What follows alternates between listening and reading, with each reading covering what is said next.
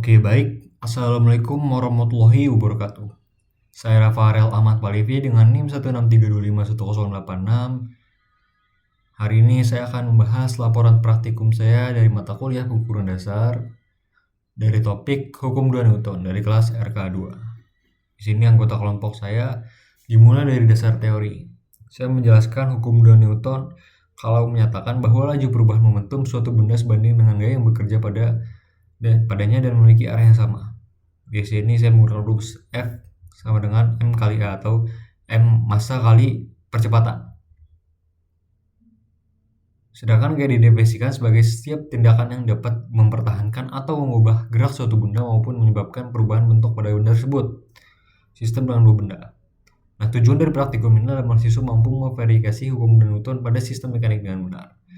Di sini ada prosedur percobaan saya dengan pertama, melakukan hubungan antara massa dan percepatan dengan gaya tetap. Lalu kedua, hubungan antara gaya dan percepatan dengan massa tetap.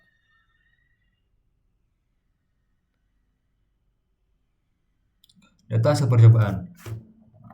Massa berkereta saya menghitung dari 25 sampai 175, di mana T1 berurutan dari turun ke naik, T2 masih acak, T3 berurutan dari turun ke naik, V0 masih acak, Vt berurutan dari naik ke turun,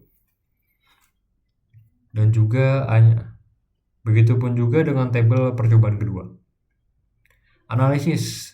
Nah, saya menganalisis dari grafik yang dibuat untuk tabel percobaan 1 dan percobaan 2. Nah, pada grafik 4.1 ini, saya menganalisis percepatan dan juga massa, di mana dari data percobaan dari hukum Newton dibuatkan grafik tersebut kalau grafik tersebut menunjukkan kalau garisnya semakin ke bawah karena perbandingan antara percepatan dan massa. Pada saat massa kecil, percepatan yang didapatkan besar, ditunjukkan bahwa semakin besar massa, percepatan yang didapatkan semakin kecil juga.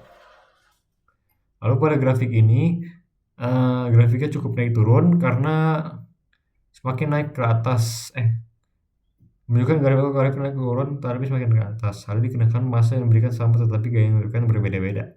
Sehingga walaupun data naik turun tetapi semakin besar gaya yang diberikan, maka hasilnya akan meningkat. Namun pada percobaan kedua grafik sempat turun ke bawah, di mana ini terjadi karena ada kesalahan percobaan. Kesalahan percobaan ini disebabkan oleh berbagai jenis faktor. Salah satunya adalah pada posisi awal beban.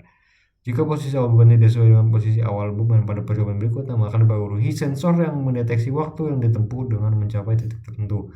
Begitu juga dengan kesalahan yang paling krusial pada posisi awal benda. Jadi percobaan hasil ini tidak selalu sama dengan nilai teoritis atau referensi. Salah satunya adalah massa kereta yang digunakan. Meskipun massanya relatif kecil, massa kereta tetap memberikan pengaruh terhadap hasil perhitungan sehingga dapat menimbulkan selisih dengan nilai yang diharapkan. Selain itu juga, massa beban yang diberikan juga berpengaruh terhadap kinerja sistem. Jika beban yang digunakan terlalu besar atau melebihi kapasitas rel udara, maka sistem tidak dapat bekerja secara optimal sehingga hasil pengukuran yang diperoleh menjadi kurang akurat. Di sini kesimpulannya dan juga referensi, saya mengulang lagi referensi dan lampirannya. Dokumentasi percobaan, spesifikasi alat ukur yang digunakan, dan rincian perhitungan. Saya akan membacakan kesimpulannya. Berdasarkan praktikum yang telah digelukan, dapat disimpulkan kalau prinsip hukum 2 Newton dapat teruji melalui pengujian pada sistem mekanik rel udara. Dari pengujian pertama, dengan gaya yang dipertahankan, tetap terbukti bahwa massa benda berbanding terbalik dengan percepatannya. Semakin besar massa yang diberikan pada sistem, maka percepatan yang dihasilkan akan semakin kecil. Sebaliknya, pada pengujian kedua dengan massa yang berhadapan, tetap menunjukkan bahwa gaya berbanding lurus dengan percepatan, di mana semakin besar gaya yang diberikan pada benda, hasil percepatannya akan cenderung semakin meningkat.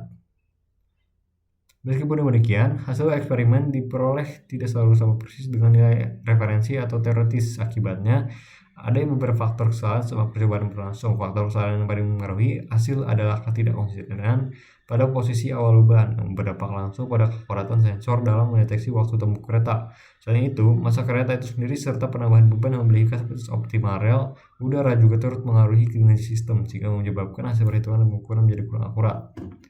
Mungkin itu saja pembahasan dari laporan praktikum sebelah saya. Mohon maaf jika ada salah kata. Wassalamualaikum warahmatullahi wabarakatuh.